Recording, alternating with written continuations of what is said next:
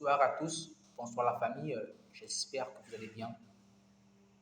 De mon côté, ça va, Yahweh me fait grâce et je crois que c'est pareil pour nous tous. Et j'avais une petite parole que le Seigneur me mettait à cœur de nous partager.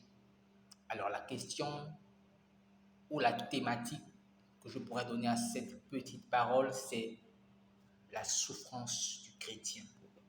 La souffrance du chrétien.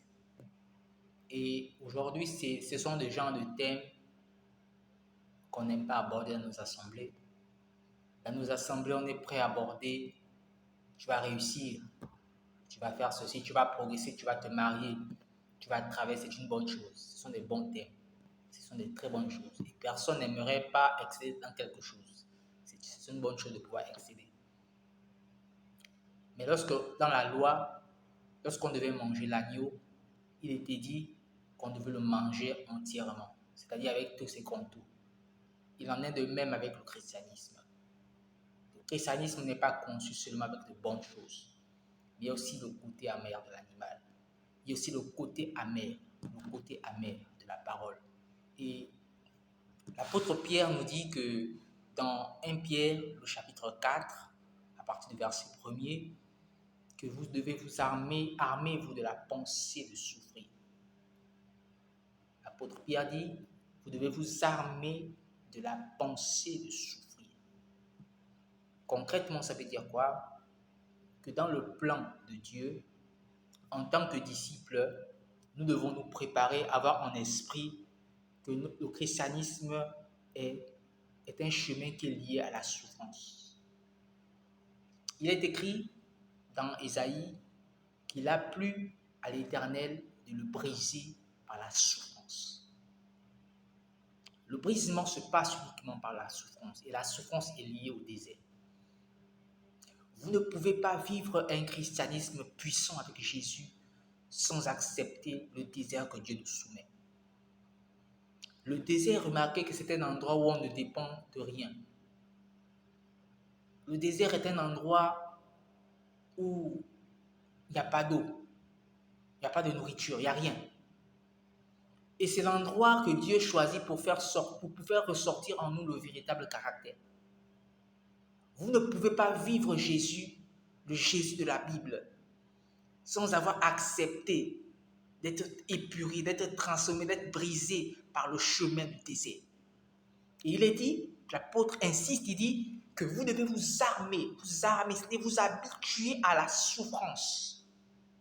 Parce que la souffrance est le plat du serviteur. Alors beaucoup vont dire certainement que nous sommes enfants de Dieu. Notre Père, c'est le Créateur, le Maître des cieux et de la terre. Mais comment est-ce que moi, qui suis le fils du roi, je vais souffrir par telle situation? Mais beaucoup n'ont pas compris. Beaucoup n'ont pas compris. Si le bois vert a été traité durement par les hommes, si le bois vert a été rejeté par les hommes, par la société, qu'en sera-t-il du bois sec? Et je nous informe, bien-aimés sœurs, frères, que nous sommes le bois sec. Alors si notre maître Yeshua Mashiach a été rejeté par les hommes, parce qu'il annonçait la vérité, qu'en sera-t-il de nous? Mais malheureusement, nous sommes dans une génération où nous cherchons une bonne opinion. Nous cherchons à ce qu'il y ait une bonne opinion sur notre personne. Nous sommes dans une génération où on se cherche un nom, où on veut avoir une bonne réputation. La bonne réputation de l'homme est contradictoire à la volonté de Dieu. Lorsque tu cherches ta propre volonté, ta propre gloire, lorsque tu cherches ta propre réputation, automatiquement ça te disqualifie de la volonté de Dieu. Parce que le plan de Dieu va toujours t'amener à aller en conflit avec le système actuel. Malheureusement, aujourd'hui, beaucoup de personnes veulent vivre un christianisme sucré. Un christianisme sans souffrance, un christianisme sans épreuve, un christianisme où on vit, un christianisme tranquille. Ce n'est pas possible dans la société. Lorsque tu acceptes le désert, frère, un des signes qui se manifeste, c'est la perte de certains de tes amis. Lorsque tu ne perds pas certains de tes amis dans le sens où ils t'abandonnent parce qu'ils reconnaissent en toi un changement lié au désert notamment, c'est la preuve que tu n'as pas encore expérimenté le véritable désert. Le désert est un lieu de solitude. Le désert est un lieu où on apprend à écouter Dieu. Le désert est un endroit où on apprend à dépendre des ressources que Dieu a déposées en nous. Le désert, c'est l'endroit favori de Dieu pour nous façonner. Aujourd'hui, les hommes, dans les milieux où partout ailleurs, lorsqu'on veut former quelqu'un, généralement, on l'envoie dans un centre de formation. Ça peut être une école de formation, école biblique, école, beaucoup de choses, voilà.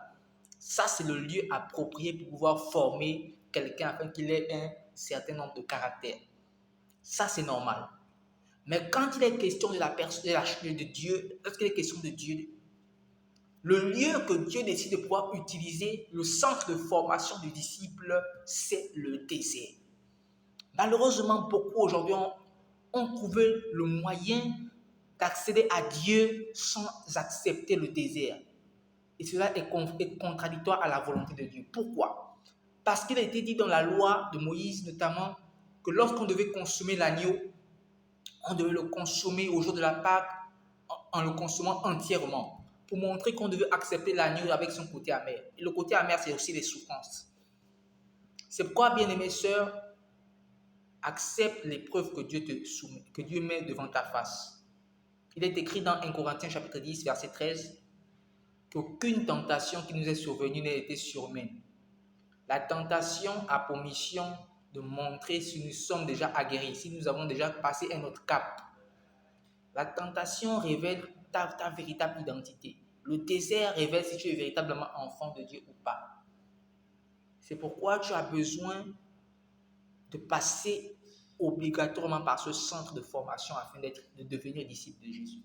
On ne devient pas disciple de Jésus en passant par une école théologique, mais en passant par le désert.